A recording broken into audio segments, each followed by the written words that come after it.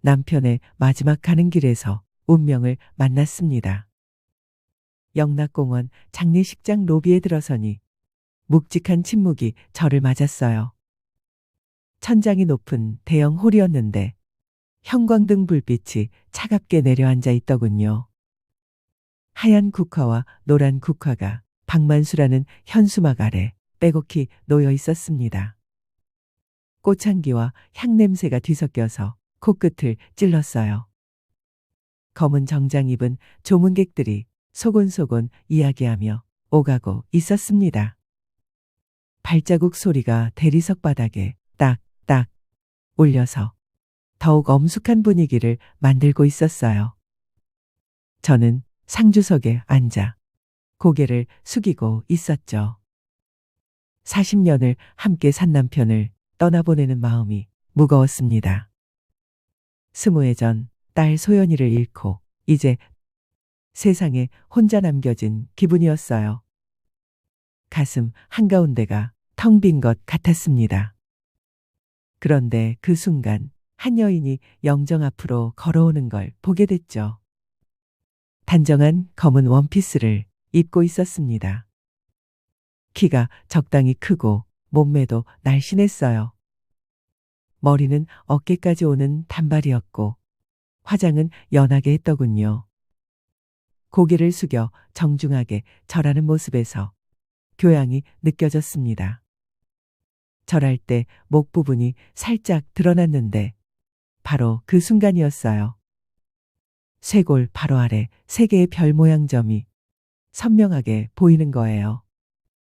마치 하늘에 떠 있는 별자리처럼 일정한 간격으로 배치되어 있었습니다. 세상에 이럴 수가 있을까요? 심장이 갑자기 쿵쾅거리기 시작했어요. 숨이 가빠져서 가슴팍을 움켜쥐었습니다. 제 딸 소연이와 똑같은 자리에 똑같은 모양으로 점이 박혀 있었거든요. 어릴 때부터 별점 때문에 별이라는 애칭으로 불렸던 제 딸과 완전히 똑같았어요. 명찰을 확인해 봤습니다. 최서연, 해륙개발 CFO라고 적혀 있더군요. 회사 대표들이나 오는 자리에 온 걸 보니 꽤 높은 직책인 것 같았어요. 하지만 그런 건 중요하지 않았습니다. 오직 저 별점만이 제 시선을 사로잡고 있었거든요. 손이 덜덜 떨려서 제대로 앉아있기도 힘들었어요. 일어나서 더 자세히 보고 싶었지만 다리에 힘이 들어가지 않았습니다. 옆에서 조문객이 저를 걱정스럽게 바라보더군요. 상주님 괜찮으세요? 고개를 끄덕이며 괜찮다고 했지만 눈은 계속 그 여자를 쫓고 있었어요. 최서연이 고개를 들더니 제 쪽을 힐끗 보는 순간 온몸에 전기가 흐르는 듯 했습니다. 턱선과 눈매가 소연이와 너무나 똑같았거든요. 코끝과 입술 모양까지 말이에요. 눈썹 모양도 귀 모양도 모든 게 판박이었습니다. 20해라는 세월이 흘러 어른이 된 제 딸의 모습 그대로였어요. 아니, 그럴 리가 없죠. 소연이는 터미널 상가 화재 사고로 죽었다고 했잖아요. 그저 비슷하게 생긴 사람일 뿐일 거예요. 하지만 마음 한구석에서는 확신이 스며들었습니다. 남편이 생전에 자주 하던 말이 떠올랐거든요. 사람은 반드시 흔적을 남긴다. 그 흔적은 거짓말을 하지 않는다고 했죠. 술에 취해서 소연이 이야기를 할 때마다 꼭 하던 말이었어요. 그래요. 별점이 바로 그 흔적이었던 거예요. 태어날 때부터 있었던 점이니까 바뀔 수도 없고 감출 수도 없잖아요. 하지만 과연 저 여자가 정말 우리 딸 소연이일까요? 최서연은 이미 다른 조문객들과 인사를 나누며 멀어져 가고 있었어요.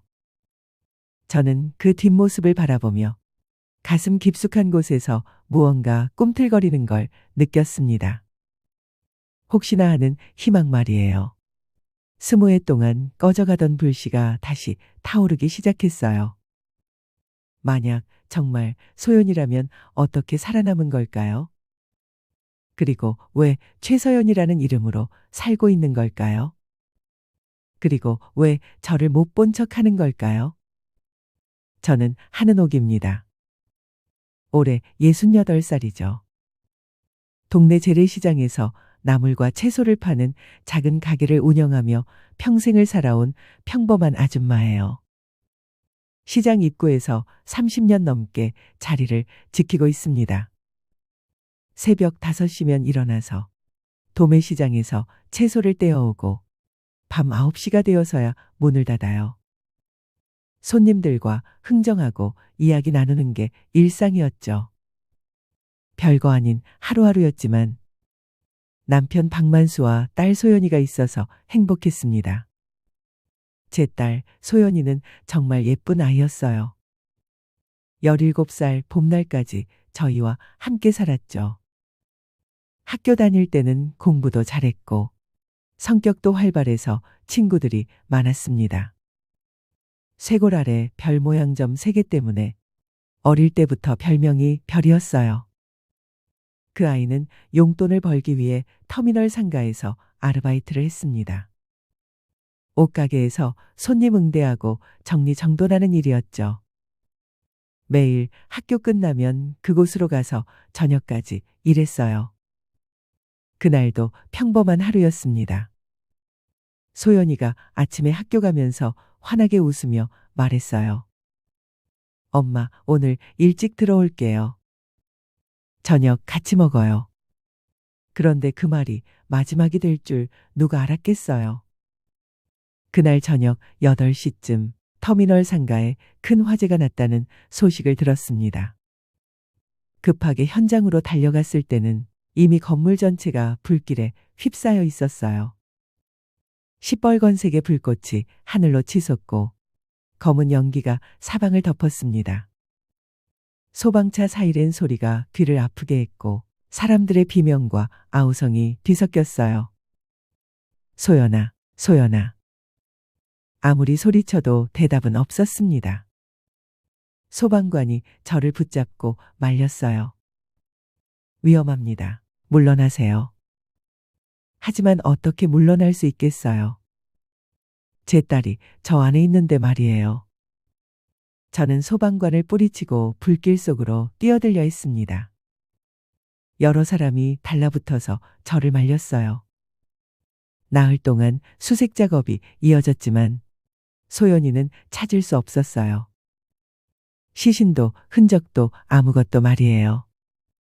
건물이 완전히 무너져 내렸거든요. 경찰은 실종자 명단에 소연이의 이름을 올렸지만 생존 가능성은 희박하다고 했습니다. 믿기 어려우시겠지만 현실을 받아들이셔야 합니다. 하지만 저는 끝까지 믿지 않았어요. 시신을 찾지 못했다는 건 살아있을 가능성이 있다는 뜻 아닌가요? 그래서 그 후로 20해 동안 저는 소연이를 찾아 전국을 돌아다녔습니다. 실종자 보호소, 고아원, 병원, 어디든 가리지 않았어요. 소연이 나이 또래 여자아이가 있다는 곳은 모두 찾아갔습니다. 쇄골에 별 모양 점이 있는 아이들을 보면 가슴이 뛰어서 달려가곤 했어요. 하지만 모두 다른 아이들이었죠. 남편 박만수는 그런 저를 묵묵히 지켜봤습니다. 때로는 같이 찾아다니기도 하고 제가 너무 지쳐 쓰러질 때는 따뜻한 말로 위로해 주기도 했어요. 은호가, 소연이는 분명 어딘가에서 살아있을 거야. 사람은 흔적을 남기는 법이니까 포기하지 마. 그 말이 제가 버틸 수 있는 힘이었습니다. 그런 남편마저 갑자기 세상을 떠나고 말았어요. 가남이었는데 발견했을 때는 이미 너무 늦었습니다. 임종 직전에 남편이 제 손을 꽉 잡더니 말했어요. 은호가 꼭 찾아. 소연이를 꼭 찾아야 해. 그래서 저는 남편의 장례를 치르면서도 마음 한구석에서는 소연이를 생각하고 있었어요. 그런데 바로 그 장례식장에서 이런 기적 같은 일이 생기다니 정말 믿어지지 않습니다. 과연 최서연이 정말 제 딸 소연이일까요? 저는 확인이 필요했습니다. 그래서 저는 최서연을 직접 찾아가기로 결심했어요. 해륙개발 본사 앞에 서니 다리가 후들거렸어요. 40층이 넘는 유리 빌딩이 하늘을 찌를 듯 서 있더군요. 아침 햇살이 유리창에 반사되어 눈이 부셨습니다. 로비 안으로 들어서니 천장이 높아서 목이 아플 정도였어요. 대리석 바닥이 반질반질 윤이 나고 멀끔하게 정장을 입은 사람들이 바쁘게 오가는 모습에 저 같은 시장 아줌마가 여기 와도 되나 싶었어요. 가히 우리나라에서 최고로 잘 나가는 대기업이 이런 모습이구나 했습니다. 에어컨 바람이 차갑게 느껴졌어요. 방문자 신청을 위해 데스크로 가는 발걸음이 무거웠습니다. 구두 굽소리가 대리석 바닥에 딱딱 울려서 괜히 민망했어요. 데스크에 앉은 젊은 여직원이 저를 위아래로 훑어보더니 의아한 표정을 지었습니다. 어떻게 오셨나요? 최서연 씨를 만나고 싶습니다. 직원이 컴퓨터를 두드리더니 고개를 갸웃했어요. 예약이 있으세요? 아니요. 하지만 꼭 만나야 할 일이 있어서요. 잠시 후 단정한 정장 차림의 젊은 여자가 나타났습니다. 목에 사원증을 걸고 있었는데 비서실이라고 적혀 있더군요. 안녕하세요. 최서연 이사님의 비서 김민정입니다. 김민정은 저를 찬찬히 살펴보더니 정중하지만 차가운 어조로 말했어요.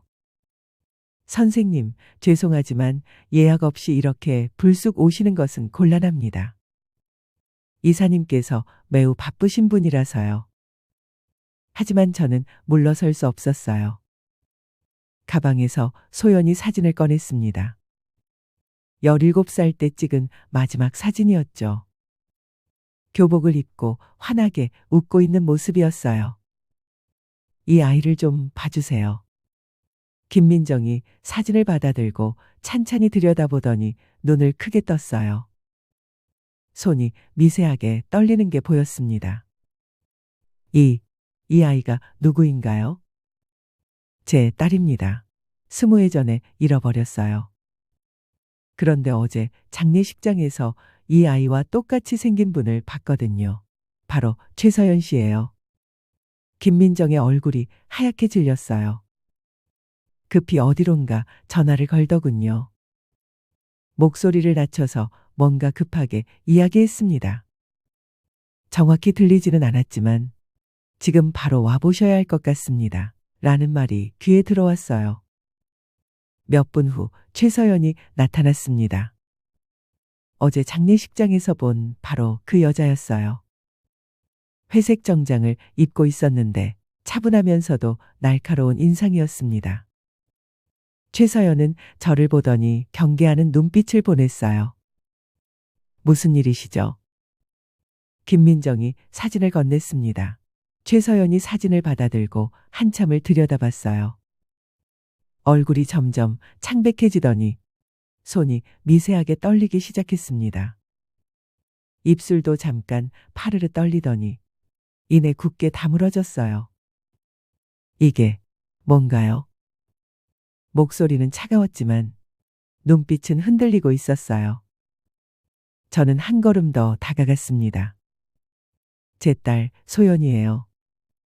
쇄골 아래 별 모양 점 3개. 최서연 씨도 똑같은 자리에 있지 않나요? 최서연이 무의식적으로 목 부분을 만지더니 재빨리 손을 내렸어요. 눈동자가 흔들리면서 불안해하는 기색이 역력했습니다. 잘못 보신 것 같습니다. 비슷하게 생긴 것 뿐이에요. 최서연의 말을 듣고 저는 확신했어요. 저 반응이 바로 증거라고 생각했어요. 소연아, 엄마야. 엄마가 널 지금까지 계속 찾았어. 최서연이 뒤로 한 걸음 물러나면서 고개를 저었어요. 아니에요. 저는 최서연이에요. 그리고 잠깐 말을 멈추더니 차가운 표정으로 다시 말했어요. 더는 이렇게 무례하지 않으셨으면 좋겠습니다. 그렇게 말하고는 뒤도 돌아보지 않고 엘리베이터 쪽으로 사라져 버렸어요. 하지만 제 눈에는 분명히 보였습니다. 최서연이 돌아서는 순간 눈가에 맺힌 눈물을요. 왜 저를 거부하는 걸까요? 정말 제 딸이 아닌 걸까요? 며칠 후 시장에서 야채를 다듬고 있는데 옆 가게 김씨 아줌마가 흥미로운 이야기를 해주더군요. 김씨 아줌마는 동네 소식통이라 웬만한 일은 다 아는 사람이에요. 은호가 너 해륙개발 최서연 알지? 손에 쥔 물을 깎다가 고개를 들었어요. 왜요? 그 집 아들이 백혈병이래. 골수 이식이 시급한데 맞는 사람을 찾지 못해서 난리래. 병원에서 전국적으로 기증자를 찾고 있다는데도 말이야. 그 말을 듣는 순간 머릿속에 번개가 치는 듯 했어요. 물을 깎던 손을 멈췄습니다. 만약 최서연이 정말 제 딸이라면 저와 그 아들의 혈액형이 맞을 수도 있겠다 싶었거든요. 아니, 맞아야만 했어요. 김씨, 그 아이 이름이 뭐래요? 하늘이라고 하더라. 8살이라던데 참 안 됐어. 하늘이. 제 손자일 수도 있는 아이 이름이었어요. 당장 손에 쥐고 있던 물을 내려놓고 앞치마를 벗었습니다. 김씨, 잠깐 가게 좀 봐줘요. 급한 일이 생겼어요. 대학병원 혈액종양내과는 특유의 소독약 냄새가 진동했어요. 하얀 복도를 따라 걷는데 발걸음이 무겁게 느껴졌습니다. 간호사 데스크에서 골수 기증 검사를 받고 싶다고 했더니 담당 의사를 연결해 줬어요. 진료실에 들어가니 50대 중반쯤 되어 보이는 의사 선생님이 반갑게 맞아주셨어요. 하지만 제 이야기를 들어보시더니 의아한 표정을 지으시더군요. 특정 환자를 위한 검사신가요? 보통은 그런 경우가 드문데요. 저는 사정을 간단히 설명했어요. 하늘이가 제 손자일 수도 있다고 꼭 검사를 받고 싶다고 말이에요. 정말 확실한 겁니까? 골수 기증은 결코 간단한 일이 아닙니다. 저는 단호하게 말했어요. 선생님, 제 딸일 수도 있는 아이예요. 그럼 그 아이는 제 손자고요. 꼭 검사를 받겠습니다. 의사 선생님이 제 각오를 들으시고는 고개를 끄덕였어요. 알겠습니다. 먼저 기본 혈액 검사부터 해보죠. 체열을 하고 나서 집으로 돌아가는데 가슴이 두근두근거려서 어쩔 줄 몰랐어요.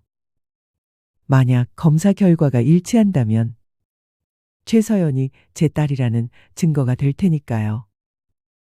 그런데 집에 도착해 보니 대문 앞에 검은 승용차 한 대가 서 있는 게 아니겠어요? 차에서 정장 입은 남자가 내리더니 저에게 다가왔어요. 키가 크고 선글라스를 끼고 있어서 뭔가 위협적으로 느껴졌습니다. 한은옥 씨 맞나요? 네, 그런데 누구세요? 남자는 대답 대신 봉투 하나를 내밀었어요. 봉투를 받아서 열어보니 깨끗한 편지지에 단정한 글씨로 경고문이 적혀 있더군요. 더 이상 최서연에게 접근하지 말 것. 그렇지 않으면 후회할 일이 생길 것이다. 최광두. 발신인은 최광두 이사장이라고 되어 있었어요. 편지를 다 읽고 고개를 들었는데 남자는 이미 차를 타고 사라진 후였습니다. 손이 부들부들 떨렸어요. 최광두가 누군지는 몰랐지만 분명히 최서연과 관련된 사람일 거예요. 편지를 보고 나니 오히려 더 확신이 섰습니다. 만약 최서연이 정말 제 딸이 아니라면 왜 이런 경고를 저에게 보냈겠어요? 분명히 숨기고 싶은 뭔가가 있다는 뜻 아닌가요? 일주일 후 병원에서 연락이 왔어요. 검사 결과가 나왔다고 하더군요. 전화를 받는 순간부터 심장이 미친 듯이 뛰었어요. 환자분 병원으로 오셔서 결과를 확인하시겠어요? 지금 바로 갈게요. 저는 서둘러 병원으로 향했어요. 버스 안에서도 가만히 앉아 있을 수 없어서 계속 다리를 떨었고, 혹시나 해서 가져간 소연이 사진을 몇 번이나 들여다봤어요. 병원에 도착해서 진료실로 들어갔는데 의사 선생님 표정이 심상치 않았어요.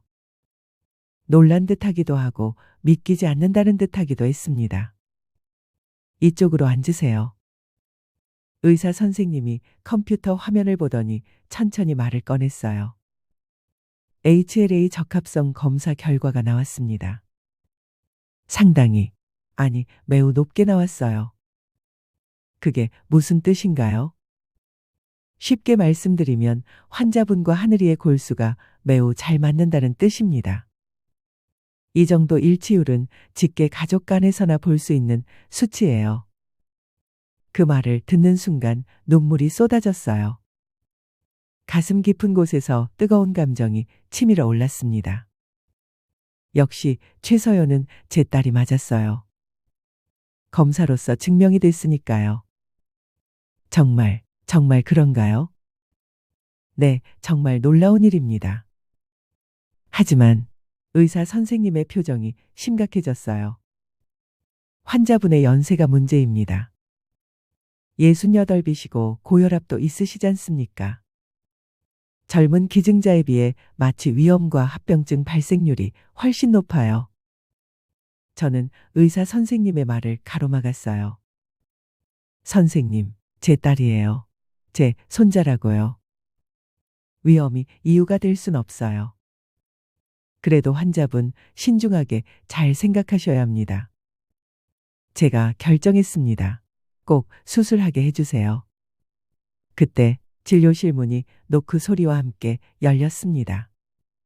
아니, 이게 누구야? 최서연이 들어오는 게 아니겠어요? 실례합니다. 하늘이 엄마입니다. 최서연은 저를 보더니 복잡한 표정을 지었어요. 의사 선생님이 검사 결과를 설명해 주자 최서연의 얼굴이 하얗게 질렸습니다. 이럴 수가. 최서연의 목소리가 떨렸어요. 20해 동안 쌓아온 마음의 벽이 조금씩 흔들리고 있는 것 같았습니다. 저는 최서연의 손을 잡았어요. 서연아, 이제는 믿어줘. 내가 너의 친엄마고 몇십 년 동안 널 찾아 헤맸어. 최서연이 눈물을 글썽이더니 고개를 돌렸어요. 아직은 받아들이기 어려운 모양이었습니다. 하지만 검사 결과가 모든 걸 증명해주고 있잖아요. 이제 시간이 지나면 최서연도 진실을 받아들일 거라고 믿었습니다. 수술을 하루 앞둔 날 밤, 남편 작업실을 정리하다가 뜻밖의 발견을 했습니다. 남편이 쓰던 책상 서랍을 정리하는데 맨 아래 서랍이 잠겨 있더군요. 여길 왜 잠궈놨을까 싶어서 온 집안을 뒤져서 열쇠를 찾아내어 열어봤어요. 서랍 안에는 오래된 서류들이 들어있었습니다. 그런데 바닥장판이 살짝 들뜨는 게 보여서 들춰봤더니 작은 USB 하나가 테이프로 붙어 있었어요. 손에 잡히지도 않을 정도로 작은 것이었는데 왜 이런 곳에 숨겨놨을까 싶어서 컴퓨터에 바로 연결해 봤습니다. USB를 열자마자 남편이 녹화한 영상이 재생됐어요. 화면 속 남편은 평소와 달리 초췌한 모습이었고 눈이 빨갛게 충혈되어 있었어요. 언제 찍은 건지 모르겠지만 많이 늙어 보였어요. 은호가, 미안해. 너한테 차마 말하지 못한 게 있어. 남편의 목소리가 떨리고 있었어요. 사실 서연이 살아있어. 몇 년 전에 우연히 알게 됐어. DNA 검사까지 몰래 의뢰했는데 99.9% 일치했어. 그 말을 듣는 순간 온몸에 전율이 흘렀습니다. 역시 최서연이 제 딸이 맞았어요. 남편도 알고 있었던 거죠. 그런데 남편의 다음 말에 피가 거꾸로 솟았습니다. 그런데 누군가 검사 결과를 막았어. 돈을 주면서 입을 다물라고 했어. 나는 그 돈을 받았어. 영상 속 남편이 울먹이며 고백을 계속했어요. 서랍을 뒤지니 병원 청구서가 나왔는데 결제란에 최광두라는 이름이 선명하게 찍혀 있었습니다. 그리고 그 밑에서 계약서 한 장이 더 나왔어요. 대가성 침묵보장이라는 제목에 매제 박춘배의 서명이 또렷했습니다. 내용을 읽어보니 최광두가 박춘배에게 거액의 돈을 주고 진실을 숨기라고 한 거였어요. 그래서 그동안 경찰 수사도 제대로 진행되지 않았던 거였습니다. 손이 부들부들 떨려서 계약서를 제대로 들 수도 없었어요. 가족이라고 믿었던 매제가 돈을 받고 저를 배신한 거였습니다. 20해 동안 제가 겪은 고통을, 최서연이 겪었을 아픔을 생각하니 분노가 치밀어 올랐어요. USB를 꽉 쥐고 눈물을 흘렸습니다. 남편이 왜 이런 영상을 남겼는지 이제 알겠더군요. 언젠가 진실이 밝혀질 날을 위해서였던 거죠. 하지만 왜 살아생전에는 말하지 않았을까요? 혹시 더 큰 위험이 있었던 걸까요? 수술 당일 새벽 5시에 병원에 도착했습니다. 복도에는 소독약 냄새가 진동했고 간호사들이 바쁘게 오가고 있었어요. 수술복으로 갈아입고 수술실로 들어갔어요. 차갑고 깔끔한 공간이었습니다. 의료진이 저를 침대에 눕히고 팔에 주사 바늘을 꽂았어요. 제 피가 투명한 관을 통해 흘러가는 모습을 보니 묘한 기분이 들었습니다. 이 피가 하늘이를 살릴 거예요. 혼자 중얼거리며 눈을 감았어요. 수술이 끝나고 회복실에서 쉬는 동안 기자회견을 준비했습니다. 이제 모든 진실을 세상에 알려야겠다고 다짐했거든요. 병원 대회의실에 기자들이 모였어요. 플래시가 터지고 카메라가 돌아가는 소리가 시끄럽더군요. 떨리는 손으로 USB를 컴퓨터에 연결했습니다. 남편의 고백이 화면에 나오자 회의실이 술렁거렸어요. 기자들이 웅성거리며 메모를 하고 카메라 플래시가 더 빠르게 터졌습니다. DNA 검사 결과와 계약서, 그리고 최광두의 방의 공작까지 모든 증거가 공개됐어요. 최광두는 제 딸을 데려간 후 양딸로 키우면서 진실을 숨겼습니다. 매제 박춘배는 돈을 받고 공범이 됐고요. 최서연이 회견장 뒤쪽에서 모든 걸 지켜보고 있었어요. 얼굴이 새하얗게 질려서 금방이라도 쓰러질 것 같았습니다. 자신이 알고 있던 모든 것이 거짓이었다는 걸 깨달은 거죠.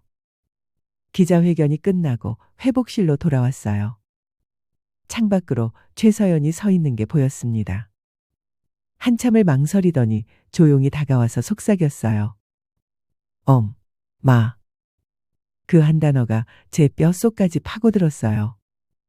20해를 건너온 그 소중한 말이 이렇게 달콤할 줄 누가 알았겠어요. 눈물이 강물처럼 흘렀습니다. 드디어 제 딸을 되찾은 거예요. 한 달 후 하늘이는 완전히 건강해졌어요. 병원에서 퇴원하는 날 방울젤리를 먹으며 환하게 웃는 모습에 마음이 따뜻해졌습니다. 제 손자가 이렇게 건강하게 뛰노는 모습을 볼 수 있다니 감사했어요. 할머니, 고마워요. 하늘이가 저에게 안기며 말했어요. 할머니라고 부르는 그 말이 얼마나 달콤한지 모릅니다. 최서연은 법원에 본명 병기 신청을 넣었어요. 최서연이 아니라 박소연으로 살고 싶다고 했습니다. 20해 만에 제 딸이 원래 이름을 되찾는 거였죠. 엄마, 이제 저를 박소연으로 불러주세요. 소연이가 환하게 웃으며 말했어요. 그 웃음이 어릴 때와 똑같아서 눈물이 났습니다. 최광두는 수사기관에 조사를 받게 됐어요. 미성년자 유괴와 신분 세탁, 증거인멸 등의 혐의였습니다. 매제 박춘배도 공범으로 기소됐고요. 하지만 저는 매제에게 마지막으로 닭강정을 사다 줬어요. 감옥 면회실에서 건네며 말했습니다. 춘배야, 네가 쓴 계약서보다 인생은 길어. 후회하며 살지 말고 다시 시작해. 매제가 고개를 숙이며 울더군요. 돈 때문에 저질렀던 일을 뒤늦게 후회하는 모습이었어요. 하지만 이미 지나간 일이죠. 용서는 했지만 잊을 수는 없는 일입니다. 남편 제삿날에는 소연이와 하늘이가 함께 절을 올렸어요. 영정 사진 속 남편이 환하게 웃고 있는 것 같았습니다. 향을 올리며 남편에게 말했어요. 여보, 당신 말이 맞았어요. 흔적은 정말 거짓말을 안 해요. 소연이를 찾았어요. 남편이 생전에 하던 말이 떠올랐습니다. 사람은 반드시 흔적을 남긴다. 그리고 그 흔적은 거짓말을 하지 않는다던 말이요. 별점이 바로 그 흔적이었고, 그 흔적이 흩어진 우리 가족을 다시 불러 모은 거였습니다. 이제 저는 진짜 할머니가 됐어요. 하늘이가 할머니라고 부를 때마다 가슴이 벅차오릅니다. 20회의 기다림 끝에 찾은 행복이니까요.